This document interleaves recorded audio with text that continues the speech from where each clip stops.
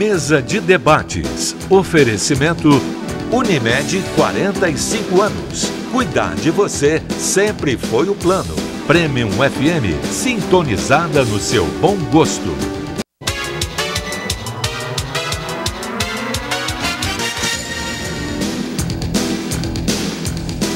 Olá, hoje é quinta-feira, dia 15 de março. Está começando agora mais uma mesa de debates aqui pela TVE Juiz de Fora. E a gente começa o programa de hoje dando uma notícia triste a vocês. A gente amanhece essa quinta-feira com uma notícia nada animadora: o assassinato da vereadora Marielle Franca, do PSOL. Marielle era uma mulher negra que foi a quinta vereadora mais votada nas últimas eleições do Rio de Janeiro. Ela era da periferia, ela lutava pelos direitos das pessoas da comunidade e também contra a corrupção, contra a violência, o abuso das autoridades. Recentemente, ela fez uma denúncia contra a violência no Rio de Janeiro e ontem foi encontrada morta com 4 tiros e é mais uma voz da resistência brutalmente silenciada. A gente quer saber até quando isso vai acontecer e fica aqui o nosso lamento, a nossa revolta, e a gente tem que continuar, prosseguir, então fica também as nossas homenagens. Você sabia que hoje é comemorado o Dia Internacional da Defesa do Consumidor? E para comemorar essa data, a gente recebe aqui no nosso programa o superintendente do PROCON para falar sobre os seus direitos como consumidor. Vamos apresentar também algumas orientações para as compras da Páscoa e você vai saber como que o comércio da cidade está se preparando para essa data. Você sabe que pode participar com a gente de um jeito muito simples, é só mandar sua mensagem para o nosso WhatsApp, que está com o número novo, é o 98892-4920. Apresento agora os debatedores do nosso programa de hoje. Bom dia, Esteca, tudo bem? Bom dia, Caio, bom dia, amigos da mesa, bom dia, povo de Juiz de Fora, é um prazer estar com vocês. Bom dia, Carlos. Tudo já? Bom dia, Caio. Bom dia, Esteca. Bom dia, debatedores. Bom dia, povo de Juiz de Fora. Apresento agora os convidados do nosso programa de hoje. A gente recebe o superintendente da Agência de Proteção e Defesa do Consumidor, o PROCON de Juiz de Fora, Eduardo Schroeder. Bom dia. Bom dia a todos. É um prazer estar aqui novamente. Prazer é nosso. A gente recebe também o presidente do Sindicomércio, Emerson Belotti. Bom dia. Bom dia, Caio. Bom dia a todos da mesa. Vamos lá, então. A Agência de Proteção e Defesa do Consumidor, o PROCON, vai realizar hoje várias iniciativas para comemorar o Dia Internacional de Defesa do Consumidor. A gente aproveita essa visita aqui também para te dar algumas dicas para as compras da Páscoa. Bom, a gente sabe que o Código de Direitos do Consumidor foi uma grande revolução, para o comércio. Eu queria que você começasse explicando um pouquinho para a gente como que foi essa conquista, o que ela significa e por que comemorar e informar as pessoas sobre essa data. O conteúdo histórico dessa data ele é muito cheio de significado, e na verdade ele passou a ser comemorado justamente porque somos uma sociedade em evolução. E lá no meados do pós-guerra, da Segunda Guerra Mundial, que o mundo estava dividido em 2 blocos, um capitalista e um socialista, você teve o protagonismo dos Estados Unidos na criação da economia de comércio, na pujança da economia. E aí, em 1962, o presidente Kennedy, ele, num pronunciamento na OEA, na Organização dos Estados Americanos, ele determinou que seria necessário que aquelas nações capitalistas elas olhassem com mais carinho o consumidor, preservando seus direitos. E ficou gravada uma célebre frase dele, que é a pura verdade, que todos nós somos consumidores. Então, os países deveriam adotar diretrizes da defesa do consumidor, porque, na verdade, a defesa do comércio é a defesa do desenvolvimento, porque ele é a mola mestra do capitalismo. E isso, de certa forma, contaminou a ONU, que, através da Resolução 85, também determinou que as demais nações do mundo criassem essas regras de convivência do consumidor e com respeito à sua dignidade, ao seu direito de ser ouvido, de reclamar. E, na efervescência da nossa pré-constituição, lá pelos idos de 1988, isso contaminou também a nossa Constituição Federal e preconizou como cláusula pétrea, no artigo 5º, inciso 32, que é dever do Estado promover a defesa do consumidor. E também está lá no artigo 170, né, dos nossos pilares econômicos, um deles é a defesa do consumidor. Então, daí que foi se desenvolvendo os direitos de terceira geração, que a gente chama, que são os direitos de fraternidade, que é de onde são os direitos do idoso, os direitos da criança, os direitos do patrimônio público, do meio ambiente e do consumidor, tratado como um bem da sociedade, né? A gente protegendo o consumidor, que somos todos nós estamos protegendo a sociedade, né? E com base nisso foi criado o Código de Defesa do Consumidor, uma das leis mais avançadas do mundo, já copiado por mais de 15 países, que hoje se revela, após 27 anos de vigência, uma lei extremamente atual. Por quê? Porque ela trata de conceitos abertos, né? Ela não estratifica as relações, elas estabelecem o que é abusividade, o que é excessividade. E isso só aconteceu por dois fatores básicos. Nós estamos aqui com o Emerson, que representa o comércio. Houve também, por parte dos fornecedores, a implementação dos direitos do consumidor nas suas práticas, né? Eu já falei isso aqui várias vezes, nós não temos problemas com o comércio local. As pessoas que estão estabelecidas na cidade trazem boa convivência com o PROCON, com os consumidores. E também só chegamos no ponto em que estamos por espaços como esse. Se não fosse a imprensa, os consumidores não teriam acesso à informação que eles precisam, né? Eles não teriam acesso aos seus direitos, eles não teriam acesso ao que está acontecendo de certo e errado. Então a imprensa é uma grande culpada, entre aspas, também, do grande desenvolvimento do direito do consumidor. E a partir desse pilar básico, vários outros vieram se sucedendo, porque aí você tem o desenvolvimento das telecomunicações, com a criação da legislação, a questão dos planos de saúde, a questão relativa aos contratos de moradia, de energia, de transmissão de dados, enfim, são várias as legislações hoje que protegem o consumidor. Eduardo, eu queria saber, assim, a respeito do Código de Defesa do Consumidor, desde 1988 já começou a ter essa relação com o consumidor, depois teve o Código, né? Que foi em 1990. Em relação a mudanças nesse Código, houve muita mudança ou é um Código que está mais ou menos mantido, pelo menos assim, no grosso da sua essência? Carlos, as entidades de defesa do consumidor tentam preservar o Código ao máximo. Existem mais de 3 mil projetos de lei no Congresso Nacional tentando alterar o Código, né? Alguns deles até permissivos demais, determinando que o Código não se aplique em determinada relação ou outra. Então, existe uma tropa de choque mesmo, até do próprio Ministério da Justiça, bem como dos órgãos de defesa do consumidor, evitando que isso aconteça. Mas em 2012, mais ou menos por aí, 2011, 2012, houve uma necessidade de ampliação dos direitos previstos naquele Código. Então, foi feito um movimento de atualização das normas do Código de Defesa do Consumidor, que seriam criar novas leis paralelas ao Código, para poder tratar de comércio eletrônico, por exemplo, para tratar do fortalecimento dos órgãos de defesa do consumidor, para tratar de superendividamento, que é um fenômeno que a gente vive. Então, esses projetos ainda se encontram em trâmite no Congresso. Mas, sim, existem várias iniciativas para se tentar mudar o Código. Uma delas até surgida aqui do PROCON de Juiz de Fora, foi até de minha autoria, que suprimia no juizado especial a audiência de conciliação se o problema já tivesse sido passado no PROCON e no PROCON não tivesse sido resolvido. Por quê? Tem empresas que apostam na morosidade da justiça, né? O PROCON já faria a conciliação, né? Exatamente. Então, a conciliação havida no PROCON, se não teve acordo, no juizado especial, direto para o juiz da sentença. Isso agilizaria o processo judicial.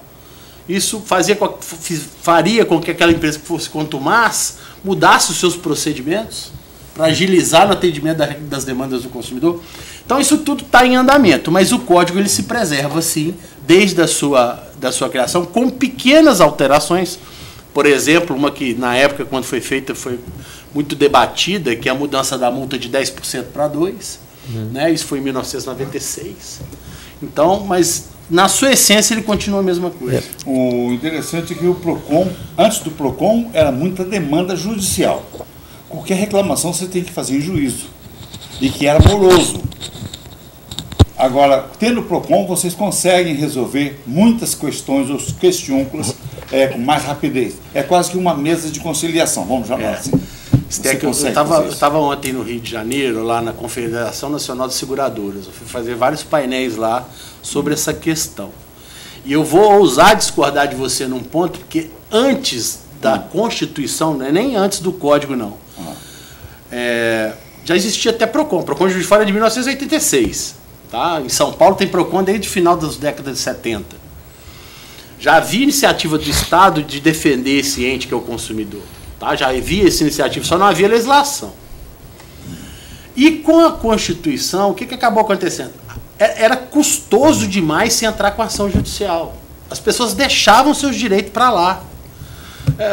Vou citar novamente aqui meu amigo Emerson. Antes do Código de Defesa do Consumidor, e na época eu me lembro disso que eu entrei no PROCON em 94, validade em produto, composição, isso não existia. Você pegar um rótulo de produto e ver validade, né, Emerson? Validade. Você não tinha acesso a essa informação. Então, isso veio tudo com o Código. Então, quando a Constituição veio pregando o acesso à justiça, eu acho que nós entendemos errado o que é acesso à justiça. Acesso à justiça não é ação judicial. E aí superlotou o judiciário. Isso. Porque as pessoas passaram a não mais resolver os problemas. Tem que ter um juiz para resolver. E o juiz não resolve. Ele dá uma sentença. Numa sentença, um ganha e o outro perde. Então você não traz a pacificação social com a sentença. No PROCON você tem essa condição. Porque você senta as partes e faz com que elas negociem. E hoje, o Código de Processo Civil de 2012, ele já vem com essa filosofia de mediação, de conciliação, de evitar-se o processo judicial. E nós estamos aí passando aí por uma fase de agora que eu estou tentando ver se eu consigo fechar um convênio com o juizado especial para fornecer atendimento do PROCON antes da pessoa entrar com o processo. Você já tentou entrar com a reclamação do PROCON antes de virar ação? Para poder diminuir o número de processos. Então, assim, hoje a tendência... Menos tenso. Exato, menos mais rápido. Mais rápido. Porque a justiça, se a justiça tarda, ela não é justiça. Né? Essa é a minha concepção, é o que hoje todos os órgãos têm trabalhado. Beleza. Daqui a pouco a gente continua falando sobre esse assunto. A gente agora vai para o primeiro intervalo do nosso programa de hoje e já voltamos com a mesa de debates aqui pela TVE Juiz de Fora.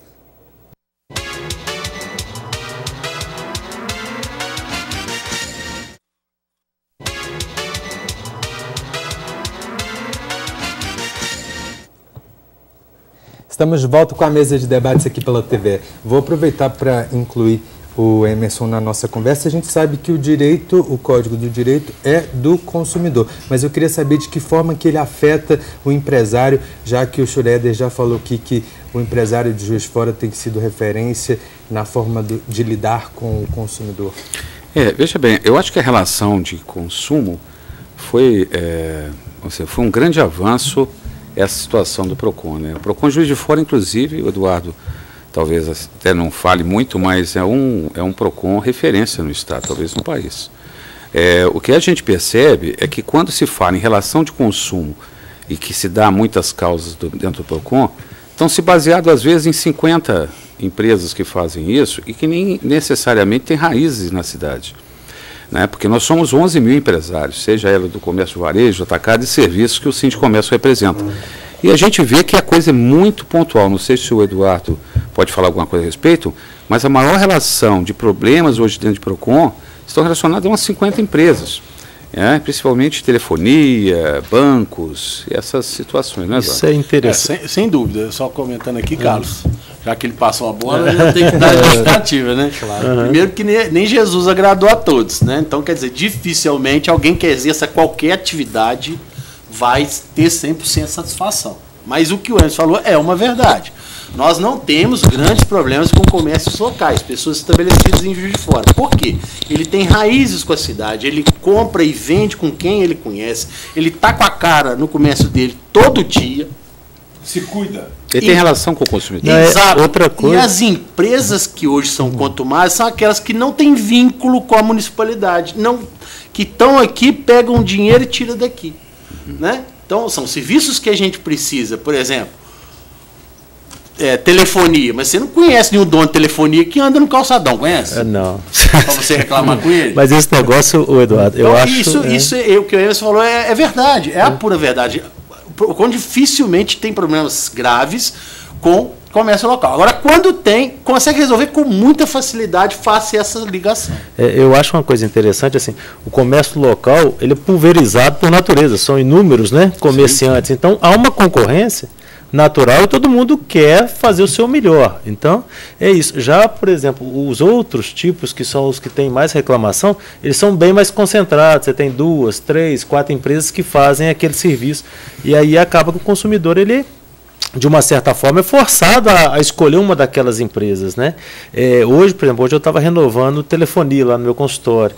E eu estava passando por isso, eu estava tentando entender o que a menina no telefone estava querendo me vender. Eu falei assim, mas você vai me entregar o quê? Eu quero saber, porque senão daqui a uma semana eu fiz o contrato com você, eu não sei o que eu vou levar.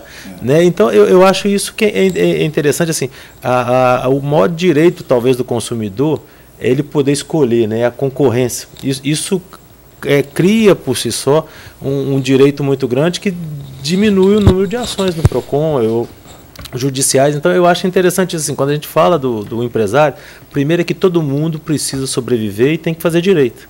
Então todo empresário precisa sobreviver, as pessoas fazem sérias coisas. Senão fica parecendo que assim, a pessoa, né, tem um dolo, não quer fazer direito. Não é muito por aí, né? Não. E assim, quanto mais pulverizar o mercado, eu acho que melhor para o consumidor, né? Eu costumo falar, se você chegar para mim, Carlos, perguntar assim, me fala um direito do consumidor, que era o mais importante. Livre-arbítrio. A escolha, né? Poder escolher. A pessoa não te atende mal, sai de lá, vai para o próximo, vai para o outro. Hoje você pode falar isso, há 20 anos atrás você não falava. Mas esse negócio é interessante, Eduardo, porque assim, outro dia eu estava discutindo sobre direito trabalhista, essas coisas, né? Eu estava falando assim, de longe, o maior direito trabalhista que a pessoa tem é o pleno emprego. Ela poder escolher onde ela vai trabalhar. Que ninguém escolhe trabalhar em lugar ruim. É igual o consumidor. Ele não escolhe comprar uma coisa que ele acha ruim, né? Exatamente. Então, isso é importante, né? O Sindicomércio, inclusive, tem algumas parcerias com o PROCON, né? De conscientização, não só ao empresário, mas também ao consumidor, porque existem empresários que, mesmo tantos anos de PROCON, ainda talvez não tenha pego o PROCON direito para dar uma lida, que não é tão grande o código assim. E da mesma forma o consumidor, eu acho que ele precisa mais conscientização também, porque às vezes ele passa um pouco do direito dele, mas é sem às vezes a intenção, né? Então essa conscientização, tanto o PROCON como o Sindicomércio, que a gente já chegou a fazer cartilhas e tudo mais, eu acho que é importante cada vez mais o consumidor saber. E para isso vocês estão com algumas atividades a serem realizadas na tarde de hoje. Você poderia falar um pouco mais sobre elas? Onde que vai acontecer? Nós estamos com várias palestras da cidade. Hoje eu acabei de receber o pessoal da LBV, lá no escritório, no PROCON, inclusive. Está tendo palestra agora, eu acho que, se não me engano, no SENAC. Mas vai ter assim o dia inteiro em vários locais, escolas. E estamos com um Procomóvel também no calçadão, distribuindo códigos de defesa do consumidor, prestando orientação. Mas o Emerson tocou num ponto fundamental. O PROCON investe muito em educação. Todo o dinheiro das multas que são aplicadas são revertidos em educação. Educação pelo consumo, educação financeira, cartilha, propaganda. Nós fizemos até recentemente uma campanha de propaganda na televisão aqui, na véspera do Natal. Eu não conhecia, não sabia desse detalhe. Vocês reinvertem o dinheiro das multas na divulgação nas melhorias das condições de atendimento ao consumidor no órgão e em políticas públicas de direito e educação. O dinheiro é só revertido para isso. Né? Então a gente destina a nossa capacitação dos nossos funcionários, não só daqui, mas também do Estado, né? Porque o Juiz de Fora preside o Fórum dos PROCONs Mineiros, que é a entidade que representa 140 PROCONs do Estado. Eu estou presidente por 2 anos, então a gente tem essa co-obrigação também de investir nisso e investir no atendimento em si, até que reformamos a sede toda do PROCON. O prefeito entregou o novo prédio agora no dia 1º de dezembro.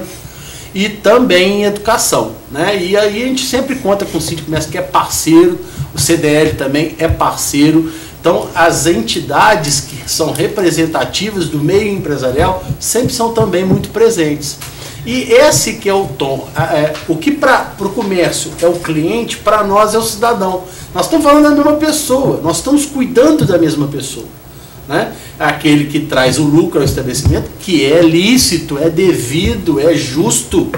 Né? E queremos que essa relação seja pacífica, harmoniosa e que seja boa para ambas as partes. Essa é que é a função do PROCON. Muito bom. No dia a dia, como que a parceria entre vocês, elas funcionam na prática? Entre o PROCON, o Sindicomércio... A gente lança campanhas juntos, né? A gente já teve campanha de limpar nome junto com o CDL, a gente lança cartilhas juntos, a gente faz eventos para empresários, a gente chama os empresários dentro do PROCON. Quando é de determinado ramo, por exemplo, eu tive aqui conversando com o Sindicato das Escolas, o Miguel, falando de uma iniciativa do PROCON junto com o Sindicato das Escolas para criar, para ano que vem, uma simplificação da forma com que a escola vai divulgar os seus valores, os seus planos. Então, através dessas entidades que pensam a mesma coisa que o PROCON, porque para o empresário, a regra, que é a lei, que é o código, tem que ser cumprida, porque o mau empresário que não cumpre a regra, ele não está praticando uma concorrência leal. Né? Então, se lá o lojista cumpre as determinações do código, ele tem um gasto para cumprir a lei. Né? E aquele que não cumpre, talvez venda mais barato por não cumprir. Então, eu tenho que fiscalizar esse que não cumpre, para poder botar ele no mesmo patamar daquele que cumpre. Para equilibrar, né? Exatamente. Para que eles concorram, que é o que você falou, a concorrência é sadia ao consumidor, mas dentro do mesmo patamar. Né? Dentro de um patamar mínimo, que é a lei. Sem atalho, né? Exatamente. Então, a gente busca muito isso através das entidades. Porque, igual ele falou, são 11 mil empresários. Não tem como o PROCON visitar os 11 mil. Né? Mas através do sindicato a gente consegue chegar nessas entidades, nessas empresas e tentar sensibilizá-las à obrigatoriedade de se cumprir a legislação. Eu acho interessante, Eduardo, essa ideia de educar. Parte da multa para a educação do cidadão, do consumidor, educação do empresário, porque assim, a gente tem que partir do princípio que todo mundo quer fazer direito. Exato. Né? Eu acho que no Brasil, às vezes, hoje tem um pouco de desvio nesse sentido, como se as pessoas quisessem fazer o errado. E não é assim. A grande maioria quer fazer o direito, alguma parte faz errado, porque não sabe ainda nem o que é o certo. Que é um problema que a gente tem de legislação, às vezes lei demais, né? Por isso que eu te falei assim, você quando tem uma lei, igual o Código de Defesa, que é uma lei antiga, com muito pouca alteração, que está vigente e é acatada, né, pela sociedade, isso é um bom exemplo de lei, ou seja, é uma lei que foi bem feita, que foi bem pensada e que pegou. Exatamente. Né? A gente vê um tanto de lei que todo ano muda alguma coisa na lei e é um enxertinho, um penduricalho, né? Esse Código de Defesa é uma lei realmente foi muito boa. Carlos, as relações são complexas. Você mesmo deu um exemplo aqui. Você estava querendo refazer seu plano de telefonia. Então vamos fazer aqui uma sessão nostalgia aqui. Há 15 anos atrás a gente estava falando em pulso. Você lembra do pulso? Você lembra como é que contava o pulso? Você tirou o telefone do gancho e contava um pulso. E a cada 3 minutos era mais um pulso.